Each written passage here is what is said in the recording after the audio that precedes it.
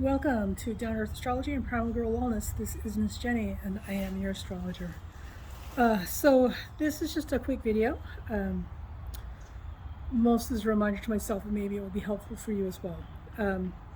So some things to keep in mind right now as we're moving through some particularly unnerving times is that demons or demonic forces, or however you want to describe that type of negative, dark, slimy energy, thrives in suffering, misery, and chaos. So they will do everything they can to create more of that, because that is where they are at their best. So whether you call it devil or something else, or demons or what have you, they're always looking for opportunities to create more misery, more suffering, more chaos, because that's where they do, that's where they operate best. That's where they flourish. So, the thing about it is, it's really easy to what is what I'm looking for? It's really easy to lose sight of what we're dealing with, because we're very visually influenced people. Okay, so and I can go into the whole thing about that and pretty privileged. But we see it, and I'll tell you a story in a second, drive home point. So there are things we just make automatic assumptions about because they are. So because they are this thing, they're also obviously this other thing, which is not always the truth. So we always want to look at what people's actions are to tell the truth about who they are underneath their skin, right? Because character, not appearances, is what matters.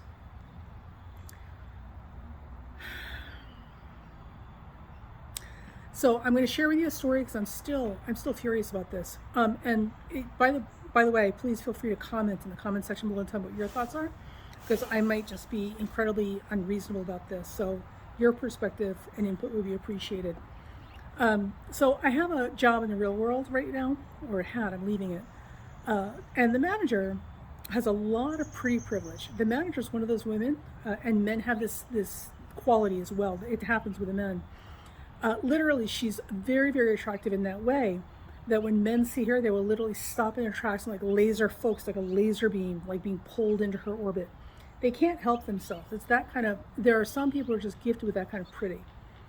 The problem is with that kind of pretty privilege, the good stuff is that life is a lot easier for you, because people will go out of their way to make your life easier and to protect you and champion you and take on your responsibilities and not hold you accountable and a whole lot of stuff. Those are the upsides. The downsides with that kind of pretty privilege is that you never learn responsibility or accountability. You never develop character, because you don't have to. Everybody's always doing stuff for you, right? So if you're never held to a consequence or accountability for something you've done that's not good, why would you learn from that? There's nothing to learn from. It happened once, everything was fine, it must be okay. And the thing about is, what we know about people is, and children, but children become adults, right? Is that when you don't hold people accountable to misbehavior the first time, they'll do it again. And the next time will be worse, and the next time will be worse, and so on and so forth, until you've got, a huge mess on your hands, like we're dealing with all over the world, okay, especially with politicians everywhere and leadership. So at my job, she's one of these people who just was blessed with this kind of pretty privilege that makes men fall all over themselves trying to make her life easier and protect her and, champion her, because, poor delicate flower that she is. In the meantime, if you watch her actions, she is the most incredibly selfish, self-serving, just oh my God, irresponsible person you've ever seen in your life. So the thing about it is, in this particular job, she's the manager, and that kind of character is very problematic when you're a manager, because as a manager, your job is to lead a team. It's kind of like team sports. You are now the captain, and you have to get this team to work together and work well together, whether they like each other or not, among other things. And all of that also includes modeling preferred behavior, okay, as well as thinking 2 steps ahead, getting it. She doesn't do any of this.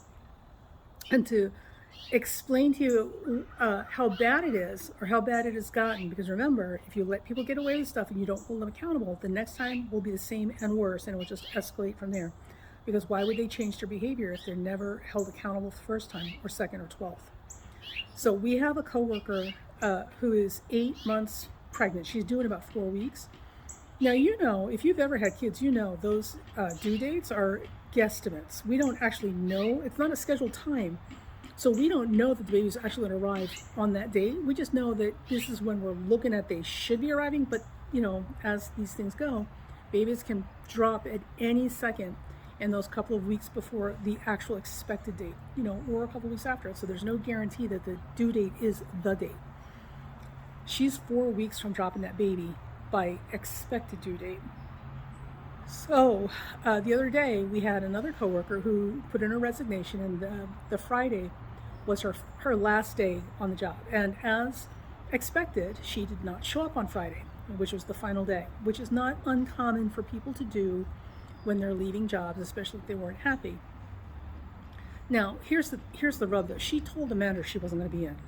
The manager knew ahead of time that this girl was not coming in to cover her last day, which would have been on the schedule, and being the second person on board for the job duties where our 8-month pregnant coworker was also assigned. So it should have been the two of them at the job doing this thing, and instead it was now going to be, and the manager knew this, one person, and that would be the pregnant woman. So the manager apparently, and this story just gets worse and worse and worse. So the manager apparently never contacted anyone else on the team or that department that could have helped out or come in, or at least come in and covered for a couple of hours so she could have gotten her breaks, right? Never contacted them. And now this of course means that she would have to be there. She is the manager. This is part of your job, right? To cover shifts when employees don't show up. But our manager had other things that she felt were more important to do. Specifically, attend her sister's birthday party. I'm not kidding you. So she left this 8-month plus pregnant woman to do the job of 2 people by herself with no coverage, because she never contacted anybody to cover, and without her being there to cover at all. Literally, no one was even there, and she wasn't even there to give this girl her legally required breaks, like lunch break and 15-minute break.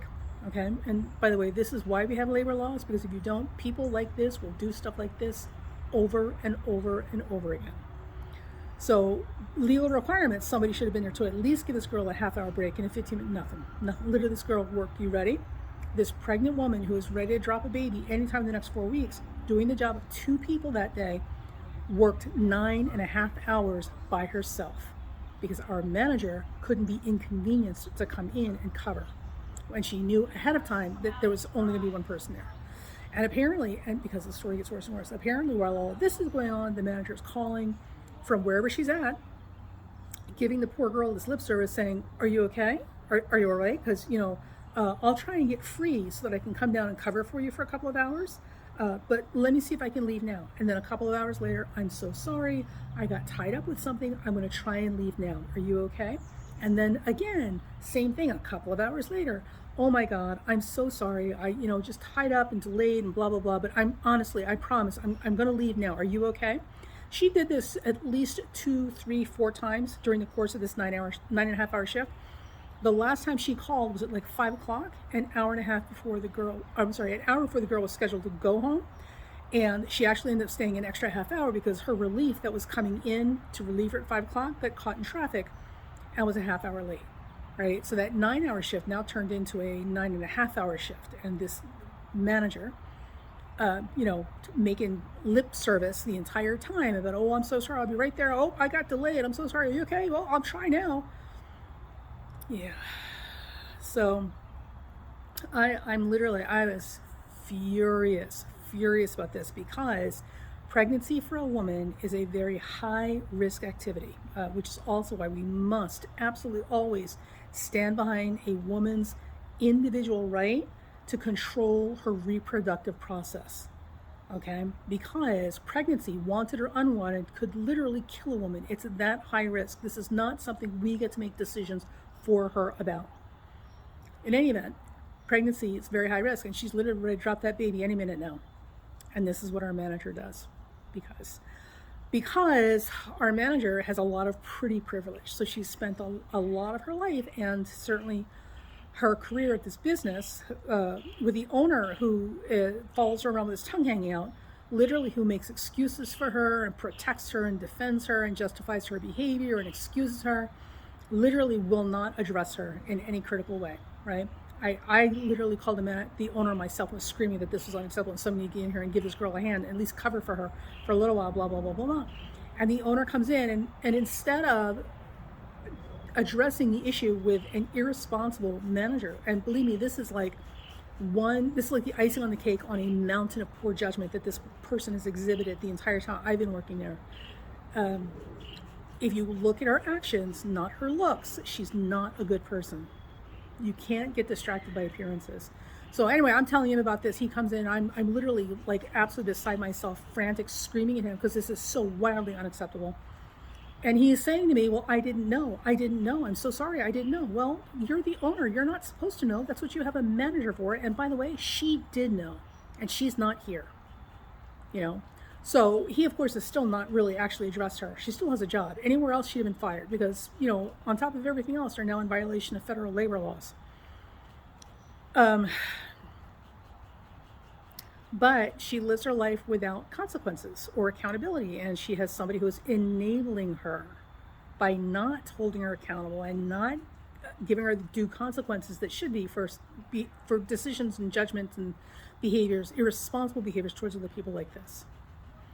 So I'm saying this because in our own lives, and when we look around, like, and a lot of my coworkers are in a position where they need this job, they're not going to say anything. What are they going to say? They can't say. They cannot afford to lose this job. It's that important for them. I mean, I'm not in much better position, but I still have a little bit more leeway than they do, right? Which is why I'm the one screaming at everybody about this. Screaming at the damn owner, fire me then. Keep her and fire me, you go right ahead. Anyway, the problem is, even in situations like that where we feel like we have a real vested interest in keeping our mouth shut and just no matter how wrong it is, like just pretending we don't see it, when we do that, we're enabling other people to do that and worse the next time they do it. And they will do it again and they will do worse because that's what people do when you don't hold them accountable to their bad behavior.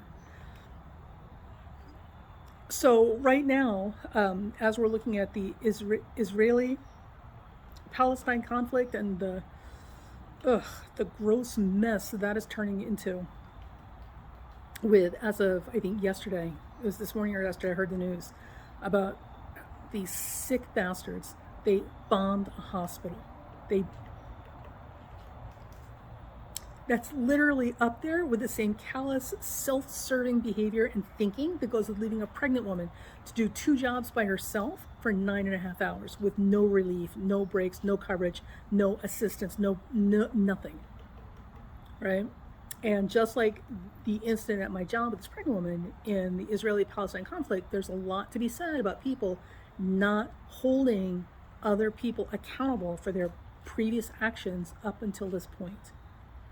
And I'm not saying one person is more innocent or guilty than the other, but what I am saying is that at every point we have to hold ourselves accountable and measure our behaviors by what we're doing and what our purpose is in doing these things. Remember, demons don't care who you are. They'll use anybody and everybody and everything available to them if it's made available to them. We make choices about what we're going to do. So we can choose to be in the service of demonic forces and literally embrace actions that do nothing except create more misery, suffering, and chaos. Or we can hold ourselves to a higher standard and do our best to, take the higher road, right? Take the higher road, turn the other cheek, do the Christ-like thing, whatever it is you call it, be the saint. And listen, there are times in life where people do need their ass handed back to them on a plate. I'm not going to lie. Some people need to be put in check and need to have their ass handed back to them because that's the only thing they understand. They're so slope-headed. That's literally all they understand. And if that's the case, that's the case. But at the same time, there's a point where we have to stop ourselves from going further and say, okay, now that I've said or done what I need to say or done to show you the consequences of your action, that should be the end of it. At this point, we need to end it and try to be better people, right? Or try to find a way to make this more of a teaching lesson rather than a retaliation lesson. And that's kind of where we're at. And I was looking at, I've been watching President Biden, as this whole situation is devolving in front of all of our eyes. And it's not good. And one of the interesting things about astrology and other things is, it's a it's a map, right? It's a mirror of what's going on. And one of the things that we saw when we looked at the Biden inauguration was that there was a suggestion, a real strong suggestion, that he might not make it to his full term. Because he was, I think it was a void of course moon he was inaugurated under. And typically this happens when presidents don't finish their terms. I think once it might have happened, the president finished their term, but for the most part, for everybody else, they don't manage to make it to a second term if they finish the first one. So we've all been wondering what exactly was going to happen with Biden that would cause this, right? And certainly the Republicans in this country have been doing their best to find anything to hang this guy up high and dry. Because their fearless leader, God.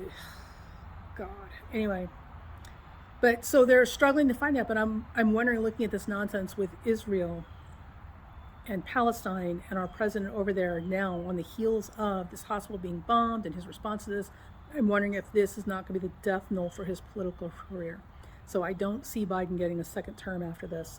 I could be wrong. It's not an easy position for anyone to be in, but again, you got to ask yourself, like, who you're in service to. Are you promoting and embracing chaos, misery, and suffering? Or are you trying to take the high road? Are you trying to encourage other people to take the high road? Okay, which we're not seeing a lot of right now. Even though literally drumbeats around the world, everyone is trying to get these players to take the higher road. So there's that. So all of this to say, right now, if you're worried, and you should be, we should all be worried, right? And overwhelmed and scared, right? All of these things. The thing to remember, please remember, is that one, progress is messy. If you've ever known anyone who does any kind of home sewing or crafts, or woodwork or cooking, anything that's done from scratch, where they're literally building something from raw material and scratch into something, it's a messy process. It literally looks a hot mess until it's done. And then what you're left with is something amazing and beautiful, right? And it's the same thing with our evolution, right? So progress, even social progress, it's messy. It's messy, and we're in the mess right now, and we're in, the darker, grubbier parts of it, but we're in it, and we're getting where we need to be. The most important to understand is you've got to step back sometimes, and you've got to look at the big picture, and we are heading in the direction we need to be, honest to God, in spite of every effort by people who want to drag us back to the dark ages. In spite of them and all the demons who are at play enjoying people's participation in this end of the world fantasy, we're heading in the right direction. Okay? So know that, keep the faith, right? And also remember, energy goes where your attention goes. So focus on, don't pretend nothing's happening. That's ridiculous. But while you're being aware of what's happening right now and paying attention to that, because we should all be paying attention, the worst, most underhanded evil occurs when people are not paying attention or voluntarily turning a blind eye. So we have to pay attention, but put the focus of your thoughts on the other side of this, to a time and a place afterwards when we are all safe and healthy and thriving and the world is working the way it needs to be, right? Keep that as your primary focus, and know that is exactly where we're going. But progress is messy. Think about anybody you've ever known that does home cooking, home sewing, woodwork, anything that involves building things from scratch, from raw material, or even recycling things, upcycling things. It's messy until it's done. And right now, things are just messy. So it's okay to feel the way you do, but keep your eyes on the prize. And remember, one, demonic forces and the forces of darkness, they thrive on misery, suffering, and chaos. Anything whose end goal, end outcome, or ultimate payout is more misery, more suffering, and more chaos for other people, or those things are required in order to get something done, those are agents of darkness. Those are demonic forces utilizing that person, event, or situation to create more of that, because that is where they thrive. So don't feed into that. Do good things in this world, no matter how small. Do good things in this world. Keep your eye on the prize. Do not let yourself get so inflamed, right? Because it's usually emotionally driven, like fury, that gets us to do the wrong things every single time, right? Cool heads need to prevail. So do good things, do good things, do good things. Don't let the heat of anger, like, catch you and set you on fire and set you ablaze in hatred. That's not the way this works, and that's not how things get done. Not for the better. The second thing is that we have to pay attention and we have to hold people accountable. You have to be willing to hold people accountable, and there have to be consequences for bad behaviors, especially when it's bad behaviors that negatively impact other people. Okay, just like my manager who left this pregnant woman who's about to drop a baby any day now, like high and freaking dry for 9.5 hours without even a legally required break, because she couldn't be bothered inconveniencing herself to not attend her sister's birthday party for however long that was, which apparently was all damn day.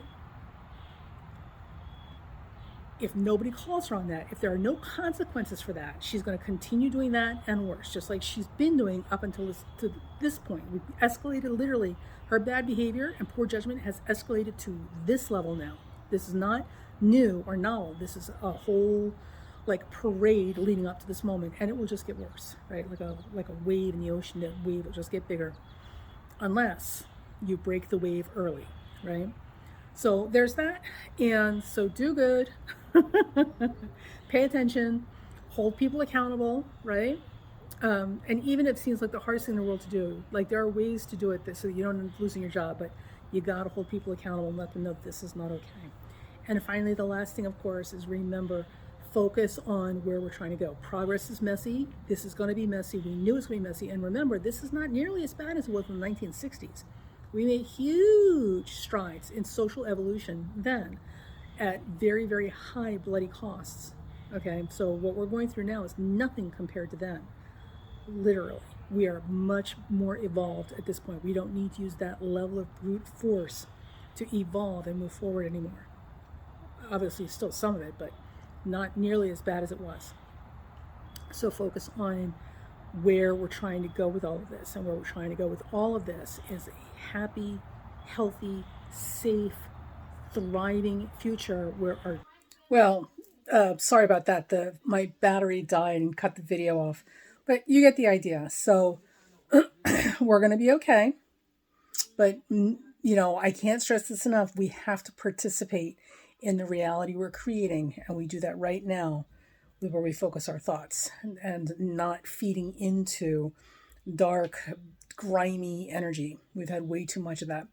So the fight between good and evil is on, and we are the warriors. And the way we fight is by getting your mind right. All right. Talk to you guys later.